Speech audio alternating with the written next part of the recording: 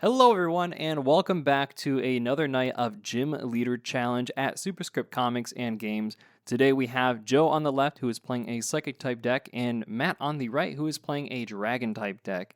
Matt did win the coin toss and he is going second in this match. And Joe is going first. Right now, Joe has a couple different options in his hands. He has the Natu right now out in the active spot, and he does have the Xatu in his hand, so he can evolve to that his next turn. He does have a couple supporters as well, but he's not going to be able to use those going first. So he's just going to opt to go for an attachment for a turn. And yeah, there's not a whole lot else he can do. So he passes over to Matt. Matt is up now, and he does have a couple different pieces in his hand that he can use later on. He does have Rare Candy as well as Garchomp, so he could find a Gibble right now to put that onto the bench, but instead he goes for a Dreepy. Dreepy can evolve into Dracloak with the Recon Directive ability, letting him look at 2 cards at the top of his deck and put 1 into his hand and 1 to the bottom of his deck. He attaches a Water Energy to the Dratini and decides to go for a Tail Slap for 20 damage. Huge. Joe draws his card for turn, and he draws into the Professor's Research.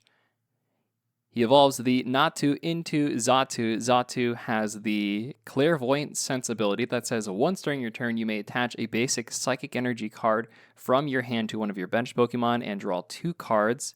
And he does use the Professor's Research to discard his hand and draw a total of 7 new cards. Hopefully he can find a Pokemon off of these 7 new cards and fill up his bench and hopefully make use of that Clairvoyant Sense ability. He does find a Ralts, and he finds Elgyem as well, which can evolve into Beheeyem, and he uses the Evolution Incense right now. Let's see, he gets a Kirlia, but I probably would have held on to that just for another turn in case he gets End or Ionoed or Marnied. So yeah, maybe not the best timing, but he does have that in hand for next turn, and he uses the Clairvoyant Sensibility to attach an energy to the Ralts, and he will draw 2 cards off of that, and he finds a Tinkatink off of that as well. That's pretty nice.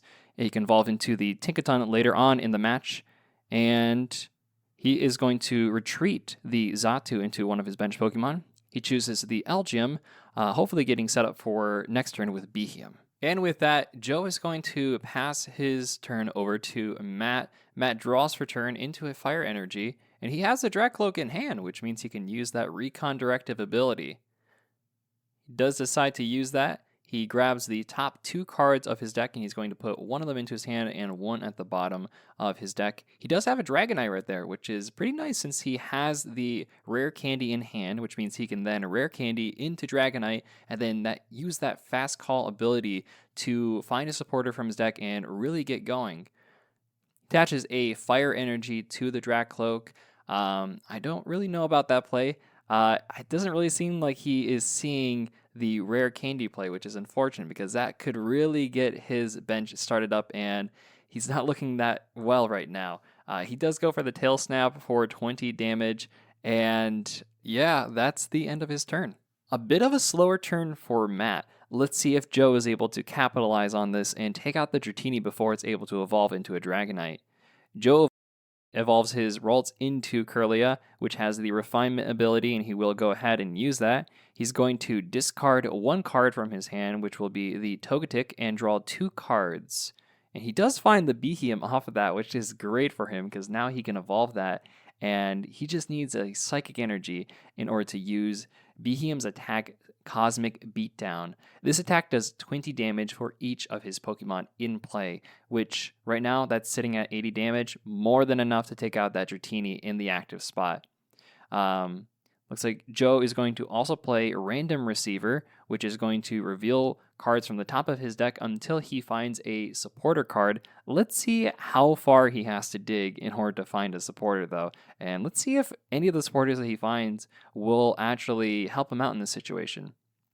He finds Tulip, which is definitely something that can help him out.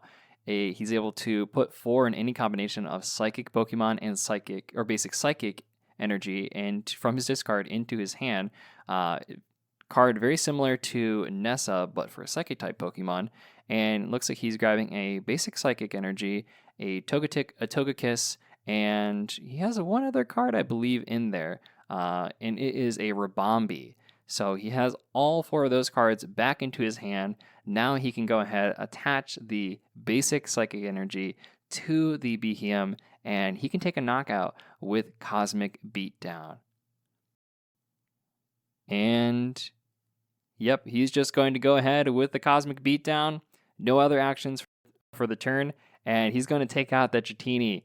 He is now 1 prize card ahead, and Matt is out of his Dratini. Back over to Matt, who has a Dracloak and a Dream. Losing that Dratini last turn was pretty significant to Matt, because he now no longer has access to Fast Call from Dragonite, and he doesn't even have a really great attacker as well. He does have the Recon Directive ability, though, which he can use to find 2 energy cards off the top of his deck. Not the most helpful cards. He's looking for a supporter here, or maybe something like Buddy-Buddy Poffin, just to get himself set up.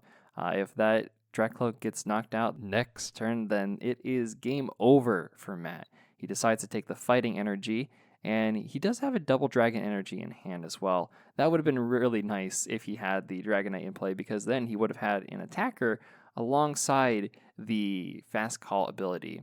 He attaches a Luxurious Cape to the Dracloak, giving it an extra 100 HP, but at the cost of it now being a 2 prize Pokemon. And he does attach the Double Dragon Energy to the Dracloak. Feels pretty bad, but you got to do what you got to do, and he is going to go for a Dragon Headbutt for 70 damage, not knocking it out just yet. Back over to Joe again, who just has to knock out this Dracloak to win the game, but at 190 HP, that is probably not likely. He does play the Nest Ball, finding a Togepi with the Touch of Happiness ability. Unfortunately, he cannot use that right now because he played it from his deck and not from his hand. So he's not able to heal 10 damage from his active Pokemon. He has Salvatore as well, which will let him search for a Pokemon that has no abilities and evolves from one of his Pokemon in play and put it onto that Pokemon. To evolve it, he finds the Tinkatuff to evolve, and he does have a pretty good board state right now. He looks like he's getting set up for a very good next turn. And he does have a few other cards in his hand. He does have the Togetic and the Togekiss for the Togepi. He's going to refine away the Ribombee, and he's going to draw 2 cards off of that. He draws into the Shining Arcana Gardevoir. Shining Arcana says, once during your turn, you may look at the top 2 cards of your deck and attach any number of basic energy cards you find there to your Pokemon any way you like. Put the other cards in your hand.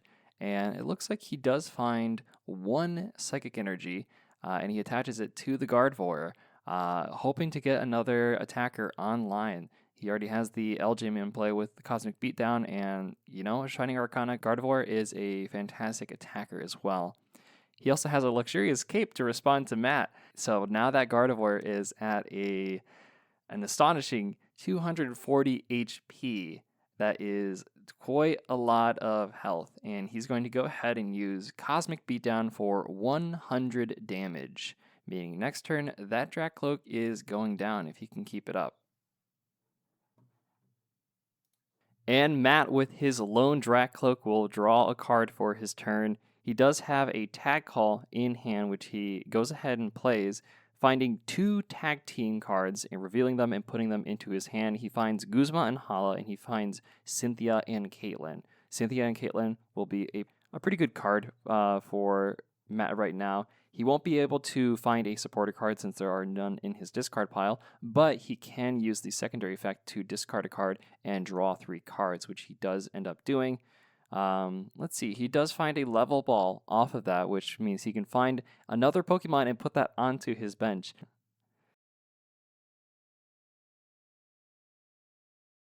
Let's see, he finds a Gibble, which is a pretty good card for him to have in play since he has Rare Candy and Garchomp already in hand. So next turn he can go ahead and power up that Garchomp and start dealing out some serious damage.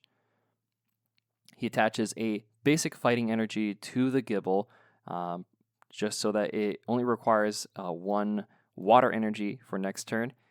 Goes ahead and uses Recon Directive It looks like he will grab the Quick Ball off of that. Quick Ball, he'll be able to find another basic Pokemon off of that and get something else into play that will help him out.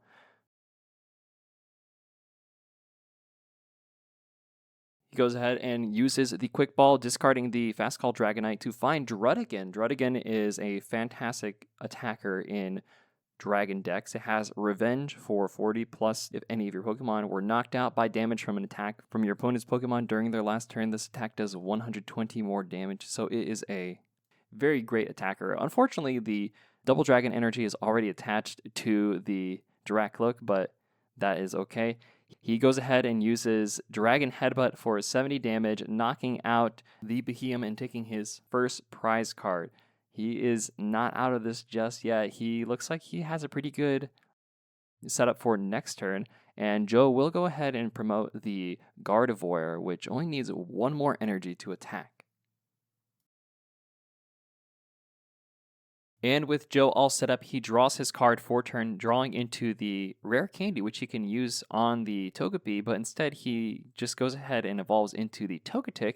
He probably didn't realize that he had the Togekiss in hand, or maybe he just didn't want to evolve into it then, but yeah, it looks like he should just went ahead and used the Rare Candy to evolve into Togekiss, and he only needs one more energy on the Gardevoir to use its attack, Brainwave, for 60 damage plus 30 more for each psychic energy attached. He does use Shining Arcana and finds a basic energy off of that, which he can now attach to the Gardevoir.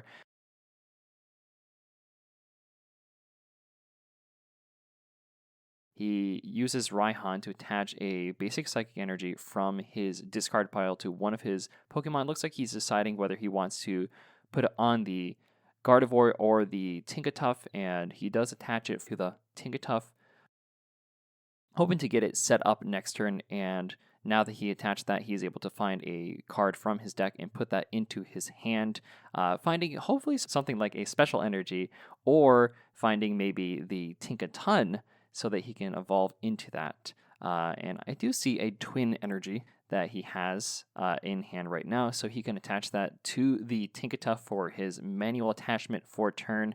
And as long as he has the Tinkaton for next turn, he does have a backup attacker, which is very good for him. And there's not too many options that he has left, so he might as well go ahead with the Brain Wave attack, dealing more than enough damage to take out the Dracloak and take 2 prize cards.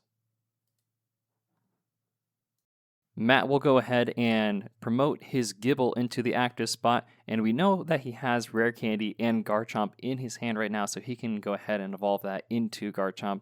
He draws into Iono as well, which will be a very nice card for hand disruption later on, especially since Joe is at 3 cards to Matt's 5 prize cards. And we see Matt eyeing up the Rare Candy. He will play it, and he will evolve into Garchomp. Garchomp has the Sonic Slip ability that says when you play this Pokemon from your hand to evolve one of your Pokemon during your turn, you may prevent all damage from and effects of attacks done to this Pokemon until the end of your opponent's next turn, which is a very powerful ability, especially when you have something like Garchomp with 160 HP, and it can also do 160 damage with its Dragon Blade attack. So this is very scary right now for Joe. Looks like Matt also has a Field Blower in his hand, which he is mulling over whether he wants to actually use right now, because if he does take off the Luxurious Cape, then he will deny himself of a 2 prize Pokemon, but he plays it, gets rid of that, and so now Gardevoir is back to being a single prize Pokemon. He does play the Guzma and Hala, and he will discard 2 cards to find a Stadium, as well as a Tool card and a Special Energy. He discards the Fighting Energy, and he also has a Stormy Mountains that he will get rid of. And so with this, he can find the energy that he needs to attach to the Garchomp. He finds a Floatstone as well, and he also finds Team Magma's secret base.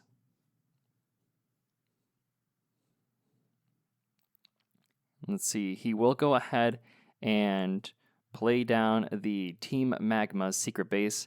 Team Magma's secret base reads, whenever any player puts a basic Pokemon from his or her hand onto his or her bench, put 2 damage counters on that Pokemon. And he also goes ahead and attaches a Rainbow Energy to the Garchomp, taking 10 damage, but that is nothing in the grand scheme of things. He also has a Floatstone that he will go ahead and put onto the Druddigon. Might as well right now. And he goes ahead and uses Dragon Blade for 160 damage, knocking out the Gardevoir and discarding the top 2 cards of his deck. And now he is down to 4 prize cards to Joe's 3 prize cards. Joe promotes the Tinkatuff. I don't know if he really wants to do that in this case, though, because he does have the Togetic on his bench. He could have promoted that and evolved into the Togekiss, and then he would get free retreat later on, but it looks like he had a little bit of lapse of judgment with that one.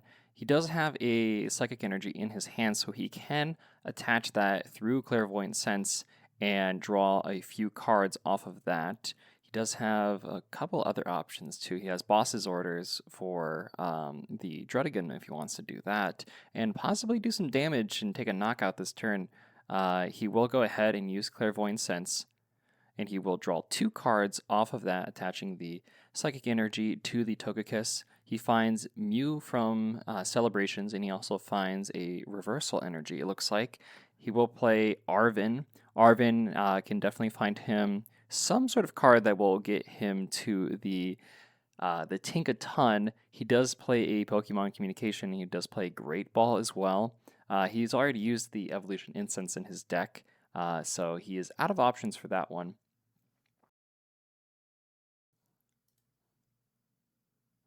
Let's see. He will go ahead and reveal the Mew with the Pokemon Communication.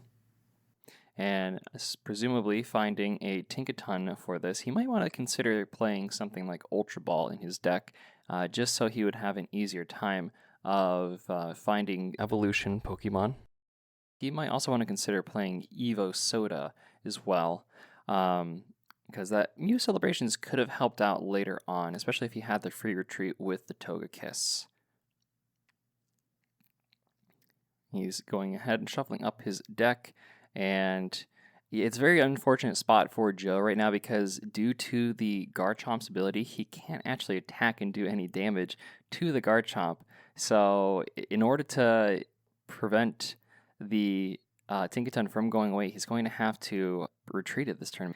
And he does use Gather Materials, discarding the Lieutenant Surge strategy. I probably would have opted to go for the Rare Candy there just because it's not too helpful right now. You don't have any basics on your bench, and anything that is a stage 2, it has already been in play. He does go ahead and retreat out into the Togekiss, and so he only has 1 energy on the Tinkaton right now, but he does have the Reversal Energy, so he will be able to attack next turn as long as he can avoid a Gust from Matt. Yeah, it looks like he has another Pokemon in his hand right now, but he's kind of considering what he wants to do, and it's not a really great spot for him. So he just goes ahead and passes over to Matt. Matt draws his card for turn. He can easily knock out this Togekiss with 150 HP, but he does have to worry about the Tinkaton that has the Special Hammer attack, and it can do a total of 180 damage with a Special Energy attached to it. He plays a Guzma, which is huge for him. He can now take out that threat, the Tinkaton, and it only has 140 HP, so he brings up the Tinkaton with Guzma, retreats the Druddigon out to Garchomp, and he just goes ahead and uses Dragon Blade for 160 damage, and he discards the top 2 cards of his deck and takes out the Tinkaton and takes another prize card. Joe's main attacker has just been taken off the field. Joe brings up the Togekiss, but the Togekiss can only do a total of 110 damage this turn, which is not enough to knock out the Garchomp or the Druddigon. He plays Fog Crystal to find a basic energy from his deck and puts that into his hand, shuffles up his deck as well. So he can attach that energy to either the Togekiss through manual attachment, or he can possibly use Clairvoyant Sense to attach that energy to the Xatu. It looks like he's trying to figure out what he wants to do, how he wants to sequence this. He plays the Mew from Celebrations. He uses Clairvoyant Sense to attach the energy, draw 2 cards off of that, and he finds a Lunatone and another Psychic Energy, which is very nice for him. So now he can manually attach that for turn to the Togekiss and do a total of 110 damage.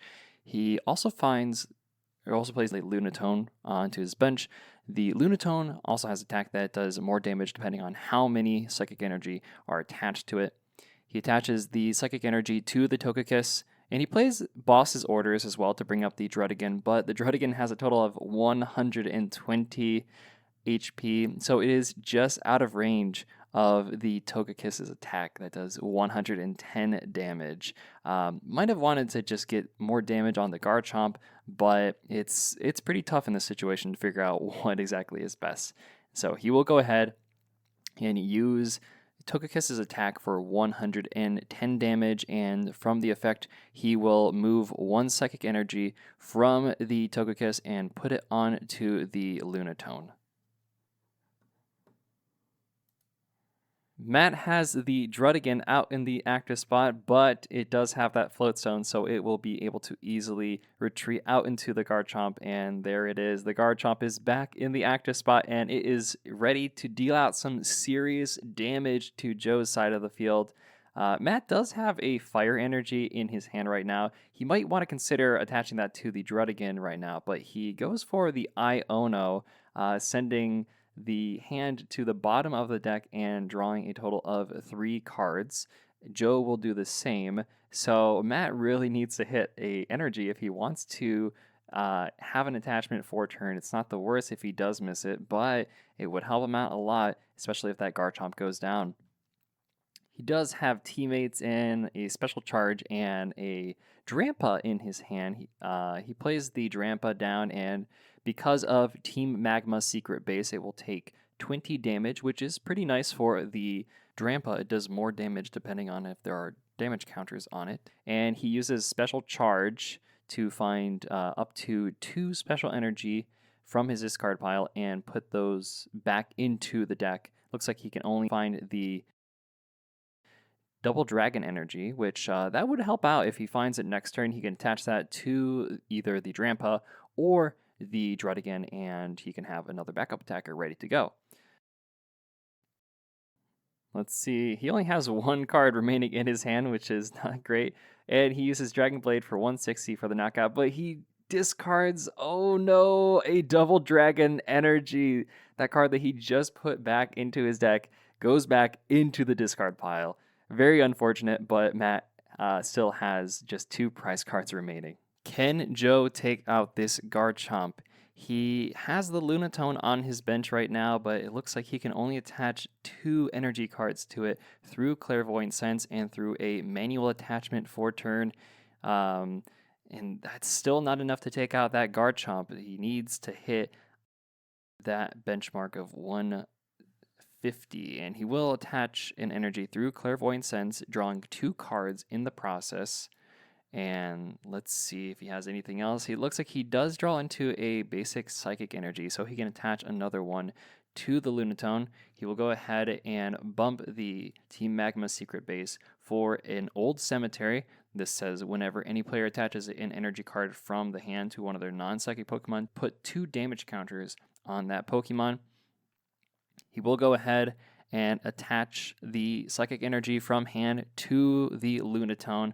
The Lunatone has the Moon Kinesis attack, does 30, and it also does 30 more damage for each Psychic Energy attached to the Pokemon. So right now it is doing a total of 120 damage, not enough to take out that Garchomp. Joe uses Mew's ability Mysterious Tail to look at the top 6 cards of his deck, reveal an item card he finds there, and put it into his hand. He does find a Buddy-Buddy Poffin off of that. The Buddy-Buddy Poffin isn't really going to help him out in this situation, but it will be another card that can help him thin out his deck, and his deck is already thin, but maybe it can help him dig to something that he really needs here.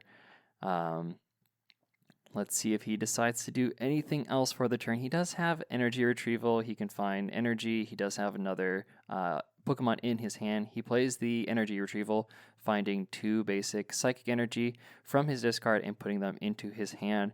Yeah, he does have the Cutiefly in there, and he does have a Lady in his hand as well.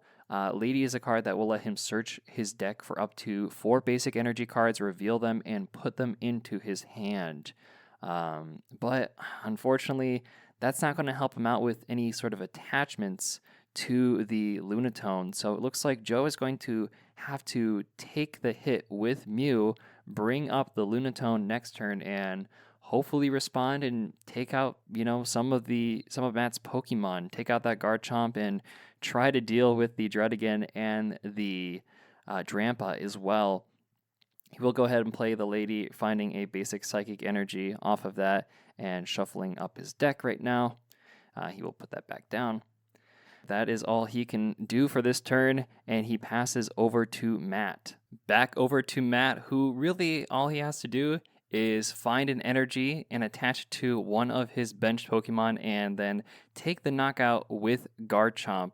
He will play the Hisuian Heavy Ball to look at his prize cards, does not find a basic there, puts them back down, and unfortunately he does not have any energy to attach to the Dredigan or the Drampa, so that could be troublesome for him later on. He does go ahead and use his Dragon Blade, discarding Boss's Orders and VS Seeker, but taking the knockout, and he'll go down to 1 prize card, but he does forget to take his prize card. Later on, he does pick it up, though. We go back over to Joe, who does have the energy he needs to take the knockout on Garchomp, and Matt didn't attach an energy to the Drampa or the Dredigan, so he might have a bit of a difficult time trying to power up another attacker, and so we could see Lunatone just sweep through the endgame here. Joe does have to be careful, though. Anything like a Raihan could help out Matt, or Double Dragon Energy is already in the discard pile. We know that. So really, it is a Raihan or just powering up through 2 turns. He will go ahead and play Pokégear 3.0 to find a supporter from the rest of his deck, since he only has 4 cards in his deck. And it looks like he's eyeing up the Marnie, and I think he'll probably take that. But he does have to be careful about that because Matt, we know, already has a not so great hand. So does he really want to give Matt 4 new cards to work with and potentially win the match? Not exactly sure. He does have Tate and Liza, so he could use that instead. But he does go for the Marnie, putting the rest of his cards at the bottom of his deck. And drawing 5 new cards. Matt will draw 4 cards from the Marnie. Again, I think this is a bit of a risky bet, because if he does Marnie Matt into something good, that could be the end of the game right here.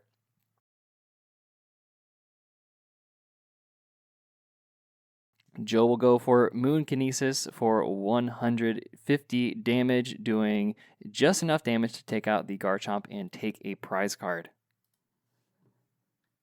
Let's see if Joe did Marnie Matt into something good.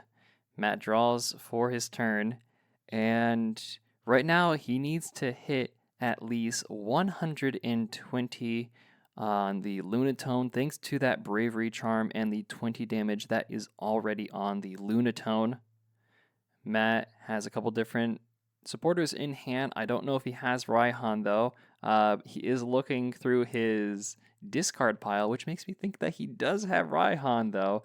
So we will have to see how this match plays out. He is looking and seeing what energy he has left in his discard pile.